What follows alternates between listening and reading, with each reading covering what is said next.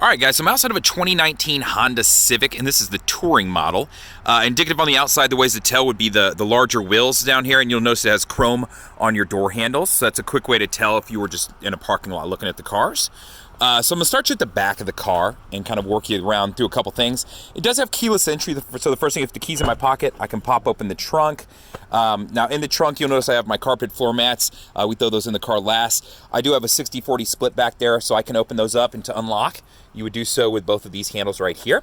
And then I will show you that you do have a full height spare, so full diameter, just not full width. So it's not your typical donut. Then you have your jack and all your accessories and all that. You'll notice I do have a funnel right here. That is going to be for your gas cap, or I should say your gas can. The reasoning for it is it's a capless entry when it comes to that. So you can pop that open if the doors are unlocked, and you'll notice it just has a valve set up. So you'd need that if you ran out of gas and need to fill it like a gas can. So that's what that is for, just so you know. So that's how that works. This is connected to the door locks. So I unlocked it with the keys, and then I can lock it again, and this will lock along with it. Now, just so you can get a quick idea, here's the window sticker in case you were looking for something specific. 2019, that'd be your bottom line. That's your general MSRP. And then, of course, this would be your miles per gallon. So 30 in the city, 30 out on the highway, and then 33 combined. Now, it does have keyless entry, so I can walk up and just put my hand on the door handle. It's unlocked. Now it's locked, and you can hear it doing it. So unlocked, locked, right? Now, while I'm talking about keys and entry, I want to talk about remote start. The car does have it. To use it, you press the lock button first. Then you'll press and hold the remote start button for a couple seconds, and then that'll fire the car on. So now the car is on, and you can see it'll give me a little flash when it turns on too. When I walk up and put my hand on the door handle, it's going to unlock the door, and then I would enter the car. So I'm going to unlock it just so we can look in the back seat here. So this is my pearl white, or diamond white pearl with a black interior. It is a leather finish. You can see it does have the, I guess that'd be gray stitching. I do have heated seats in the back of this vehicle. You can see the controls are right there. Since this is a touring model, it's the only one that offers that. And then I do have cup holders in the doors. So back seat is, you know, like most cars with the exception of the heated seats. Now moving into the front of the car. I'll start by showing some stuff on the door.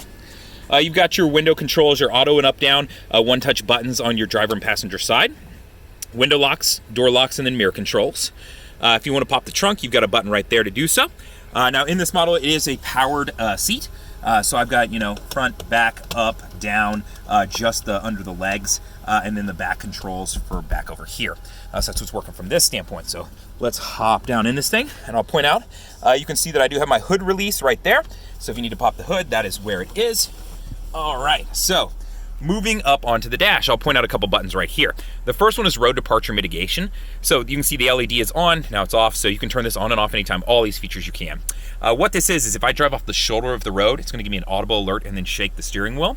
Now for this feature, you do have actually a couple options. This is just turning it on and off, but in the settings under vehicle on the touchscreen, you can also set it to just give you a warning and not shake the wheel. So you do have some options to exactly how it warns you. Now the next button up is collision mitigation braking. This is always on unless you press and hold this to turn it off. And you gotta press it for about 3 seconds to do so. I'll show you. And now it's off, so you'll see an orange icon up there letting you know it's off, and then turn it back on, same thing, 1, 2, 3, now it's back on. So it takes a little bit. You can't just bump this one and turn it off, same as this one. What this is if you go, it's looking like you're gonna rear in another car. First, it'll give you an audible alert in the dash and say something to you to the extent of, you know, you're about to rear in somebody, and then it'll actually start to apply the brakes to prevent the accident. So that's what this function is. Next to it is vehicle stability assist. In the event that you go into a skid, it's going to transfer power to whichever wheel is getting better traction to help correct that skid. The only time you'd want to turn this off is maybe if you were stuck in the mud and you were spinning your tires trying to push it out. That could be the only reason I could think of it. Something that I didn't mention when I got in this car is right now you'll see that it's showing up here. Let me shut the door here. It was saying to start driving, touch the brake and press the start button. And that's because I remote started the car. None of the electronics have kicked on yet. Just the car itself is on. So what I would do, put my foot on the brake, which I'll point down there and show you, it does have the aluminum sport pedals, just like in the Civic Sport also. Press that, press my start button, just tap my start button. Now everything else is gonna crank on. So that's just how this works. So you have a better understanding of that. So that is gonna work from that. So you can see my screen's coming on and everything like that. Audio is coming on. So let's start you over on the steering wheel. As far as your Bluetooth controls, they're all right down here. So to answer a phone call, to hang up, to use voice command, this will work for my navigation on the car itself, which is through Garmin, along with Bluetooth. And then I can use Apple CarPlay and Android Auto for this additionally too. So this is gonna have a lot of different functions. Now my I button is gonna be a menu button, and that's gonna be this menu right up here. So every time I touch that I button, it's gonna scroll through the different things. So torque management, if I want my navigation, right now it's giving me a compass, but it'll give me my turn-by-turn direction if I have something put in. Next one would be oil life. When you get down to 15%, it'll give you an alert, and then it'll tell you a code, A1, A2, or B1 or B2. So you could look that up in your manual, or you can Google it. And that way when you go into the dealership, you know exactly what they're gonna tell you or recommend to you. So if you feel like you're always being upsold at your dealership, you can have a better idea for what to expect. Next would be your audio. This will tell me, what I'm listening to right here. You'll notice over to the left, there's some arrows up and down. That's these arrows right here, and I can toggle between those, and it'll allow me to jump between the audio options. So right now, I don't have like anything connected to Bluetooth or USB, so I'm just gonna have FM, AM, and XM satellite radio, which you do get for 3 months. So that's what's going on from that standpoint. Now, if I wanted to jump between my favorites, I could press left and right on here, and that'll jump between the favorites. So that's just how that function works. And if I have my audio up on the touchscreen when I'm doing that, you'll see it jump. So when I press to the right, it'll jump one over to the right, and so forth, right? So easy to understand from that standpoint. So that's audio. Bluetooth will pull up right there, and then kilometers to miles per hour if you need to switch that. So that's kind of the menu screen that you're seeing. Oh, this is the tripometer stuff. So range is how many miles you have on this tank of gas, and then the average miles per gallon for the trip, probably from my detail department to back here in the parking lot. And I can get that same info from the home screen over on the touch screen. All I've got to do is touch the info button over here, and I can get that pulled up. So it'll be one of my options here. One of those other options was if I wanted to pull up a screensaver that I could load photos to through the USB. So it's that same info just presented to you here also, right?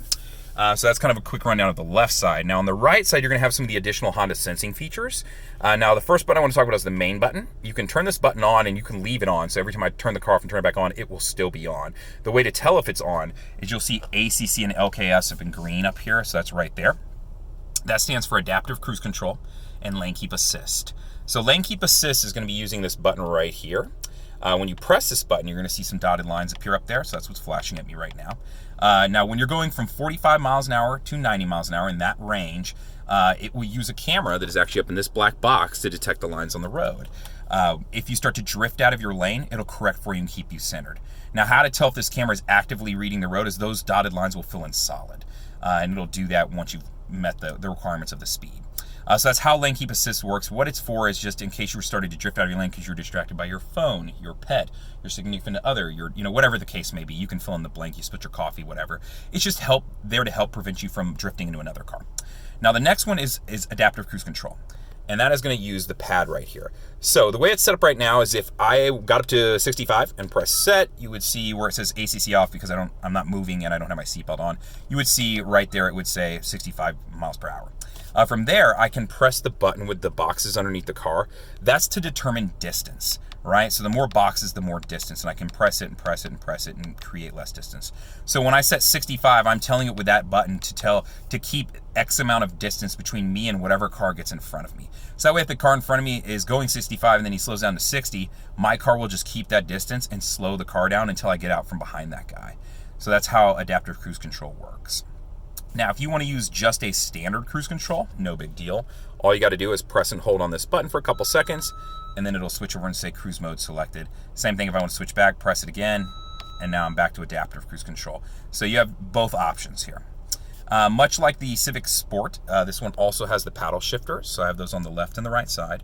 So I can upshift and downshift and have a little bit more control over my car. Still an automatic, so it'll adjust accordingly, but I do have these I can take advantage of. Now your light controls are set up right here. I have it set to auto right now, so it'll turn the lights on and off for me. So that's how it works. And then my fog light controls are right here. In your Touring model, these are all LED, so it's kind of nice, a little bit brighter, a little bit longer lasting lights.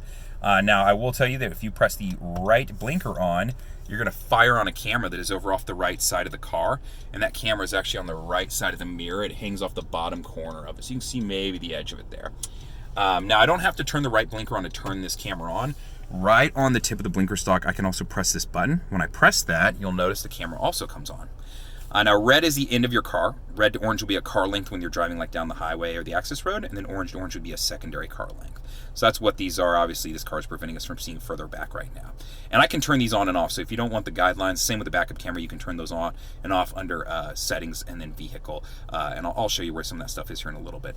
But it's kind of nice if you're getting off the highway, you don't have to look over your shoulder away from the road and not be able to see what's in front of you. So that's the purpose of that camera.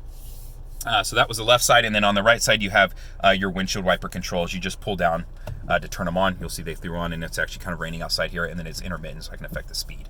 So that's what's going on from the steering wheel standpoint. So hopefully I have a good understanding of that. Moving over to the screen, the first thing I'm going to do is show you your backup camera. So if I throw the car in reverse, the backup camera will pop on. I have 3 different views going on here. I have a wide angle view so I can see about 170 degrees. I can switch over to just a standard backup camera, and then I can also jump to one that's aimed straight down so you can see the edge of my bumper. So if I was backing up to another car, perfect example, even though that one's parked sideways, I can see exactly where I'm getting. Dotted line is some inches from your car. This is going to be for parallel parking. You'd want that car to be on the other side of this solid line to make sure you both have space to get in and out. So it's really good. This helps, you know, most people would be like, hey, I need parking sensors, know how close. Well, this kind of eliminates the need for parking sensors, or at least helps out, right? So that's what's going on from this standpoint. And you can see those same lines are here too. And you can turn these off, as I mentioned, if you just don't want those on. So that's my backup camera, so you can see the 2 cameras in the vehicle. Now, the touchscreen. I'm going to jump to your home button, which I will point out this is different from previous generations if you were looking at something older and considering it. You now have buttons down the side and you have a volume control too, so kind of nice, something different that they've changed. The navigation is set up and ran through Garmin, so it's no longer done through Honda. And everything that you're seeing on the screen that I'm touching, I can also do via voice command off the steering wheel. So if you're driving, it's gonna want you to do that. But you can see it's not hard to use. It works pretty fast. It's pretty good. So it's easy to understand. It's not super complicated. And then moving around on the map, it's exactly what you would think. I can, you know, pinch, pull, shift around, and do things of that nature. So pretty easy for most people to understand how this works, right? So that's just a quick rundown of the navigation. If you need more help, just let me know. Moving down to phone, if you've never connected a phone, this would be an opportunity to do so right now to pull up and prompt you if you'd like to. If you've connected one phone but you need to add an additional, how you would do that is go over to settings right here, and then we're going to go to Bluetooth and Wi-Fi, and then we're going to select the device list up here because we want to add something to that device list. And then down here, add Bluetooth device, and then I could add an additional phone, and you can see I have spots for 2, 4, 6 phones that I can have potentially connected up to this car. So that's how to add a secondary phone. Now moving down, settings. Settings is where a lot of really important stuff is. The cameras, this is where you can turn the guidelines on and off that I was just mentioning for both those cameras. Bluetooth and Wi-Fi, you just saw how to connect up a secondary phone. Vehicle is going to have some important stuff in it that you may want to play with. Under vehicle, door and window is the first one I like to point out. This is where you can control your door locks. Right now it's set to where when I hit 10 miles an hour, it'll automatically lock the doors. And then when I'm getting out of the car, when I open the driver's side door, it'll then unlock the remaining doors. So that's where you can affect those 2 functions. And then the last one I like is the Walkway auto lock feature down here at the bottom. Currently this feature is turned off. Now if you turn this feature on, what it will do is that when I get outside of 10 feet from my car, it'll automatically lock the doors to the car. So if you get halfway into the grocery store and you're concerned about did you lock it, did you not, this is a great feature for you to turn on for yourself. So that's just those 3. Those are kind of the big 3 I touch on. You can play with the rest of this stuff, but those are just kind of the big points that I like to show. Audio, if you wanted to jump over and get to your equalizer, that'd be to do so, to adjust your clock. So this stuff is pretty self-explanatory and easy to work through for most people. Now down below you'll see smartphone connection. This is where you can connect up to the USB, and they've actually ran a wire for you, and they have it tabbed in here. It's got some places to hold the wire for you now, but the USB is actually right down there. And then on the other side you'd have a power outlet. Now from this USB right here, you can connect up and use Apple Carplay and Android Auto on the touchscreen. Whenever you plug in, if you're using an Apple phone, it'll automatically light up and say Apple Carplay, and you'd be able to select it and pull up the screen and go from there. If you're using Android Auto, you will have to download the Android Auto app, so just keep that in mind if you've purchased this car or you're thinking about it. It's free, it doesn't cost anything, but it's just one extra step you'll need to take. And that'll give you access to music, messages, navigation, so Google Maps, Waze, Apple Maps if you want to use those. As far as music-wise, Spotify, Pandora, iHeartMedia, a lot of different additional options for audio too. So pretty cool, check it out. It's definitely something that I think brings value to any car, no matter what it's on, or a head unit if you're just buying that. Now audio built into the car itself, I'm going to go to source right here and show you all your options. FM, AM, I have 90 days of satellite radio. USBs that I can connect up to. If I just wanted to plug in like a thumb drive, I have one down there that you saw and then one down in this hole down there. So I have an additional thumb drive spot there too. Or I could charge my phone if I want. But just nice to know. You can connect an iPod, iPad, anything with an I/O pretty much connect. And then via Bluetooth, you can connect up a whole lot of devices via Bluetooth. Pandora compatible based off the head unit itself. And you have Pandora compatibility through Apple CarPlay and Android Auto too. So that's just a general rundown of these features as far as audio goes and what you have.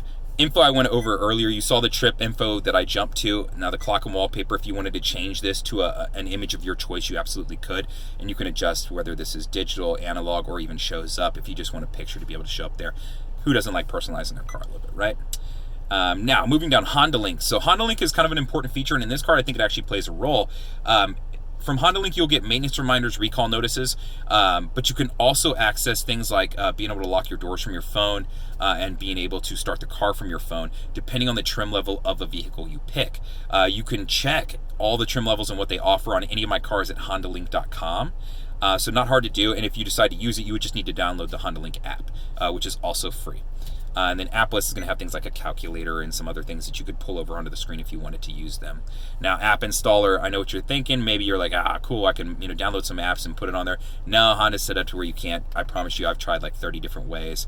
I'm still, unless you want to crack your head unit, you can't do it. So just a quick rundown of that. Your AC controls are right down here. It is a dual zone climate control, so I can unsync and control mine separate of the other side. Oops. Or I can sync them and then turn both of them down at the same time. So let's turn that back down some. And then I can pull the climate control up on the touchscreen from this button right here. So I have the ability to adjust it on the touchscreen or just do stuff from buttons and knobs down here. So a couple different ways. Now below, you'll notice I do have my heated seats. So I have heated seats in the front and back of this car, part of what makes it a little bit nicer than the model right below it, the EXL, along with the navigation that you would lose out if you went down a model also. Then you saw on the outside the larger wheels, the chrome-tipped handles and stuff like that. Now, a couple features right here. The first one I want to talk about is brake hold. So I'm going to need to put on my seatbelt to show you how this function works. It is required that you wear your seatbelt to use this function. So brake hold is set up to where if I'm in drive and I have the brake hold button on, when you turn it on, you'll see it come on right there, and then it'll show you it's still on over here. So while the car's in drive, I have my foot on the brake. I can let my foot off the brake, and it's holding the car, so I'm not hitting this truck in front of me, thank God. So that's what this is for. So every time I come to a complete stop, it's going to hold the brake while the car's in drive. So if I'm in stop and go traffic, that's the function of this. Just to help alleviate and make life a little bit easier and not have to keep my foot pressed on the gas brake, gas brake, gas brake. So convenience feature is what this is. And this will remain on until I press it again to turn it off. So every time I come to a stop, it'll do it. I don't have to press it every time. So that's how this function works. The parking brake is electronic now. So to do so, I would just put my foot on the brake down there and then lift up on the trigger to set. The LED will light up and let me know it's on, and then it will also show down there brake. So that's on. Additionally too, when I turn it off, same thing, put your foot on the brake, press down on the trigger, it releases it, and then it won't show up there either. So it's just parking brake how it works. Moving over Econ Button, when I turn this button on, you'll see a green leaf pop on up there at the top left, so you can see it flashing at you. Econ Button will improve gas mileage of the car. In doing so, you're going to give up some things. It's going to shut down some of the electrical systems in the front end of the car. The things that it'll affect that you would notice would be your AC unit won't blow quite as hard. So to give you an idea, if I have this on full blast, I hit it. I don't know if you can hear that, but it does dim it a little bit. So it is there, just so you know. It's not much, but it's there. And then additionally, it'll affect my accelerator. If I smash the accelerator, the floorboard, not going to take off and go quite as fast. So it's going to limit some things to help improve gas mileage. That's how this function works. Following that, you do have your center console. It does have a sliding armrest that I can use, and then if I need to throw it all the way back, I can. I do have a change holder. If I got shallow cups, I can go this route. If I have a big water bottle, I could go that route and give myself room to use it. So that's what's going on from that standpoint. Moving up, I do have Hondalink on this, meaning I can set a garage clicker, gate clicker, all my clickers, and automatically connect them, so I don't have to have those in the car. It is an auto-dimming mirror, so it'll adjust automatically on its own. And then I do have a moonroof up here, so press one back, it'll send it open. I'm not going to do that since the weather's kind of gross, but if I want to crack it, if you press directly up on it, it'll crack it. So that's just the two different functions. It's a moonroof. You guys can figure it out. If you have any questions, feel free to reach out. I'd be more than happy to help you out. You can always comment on the YouTube video. You can always email me, the letter J, and then Fuller, Fuller, at howdyhonda.com. Or you can call me at 512-443-4643. 4300 and ask for Justin Fuller. I'd be more than happy to answer any of the questions you have. Thank you much.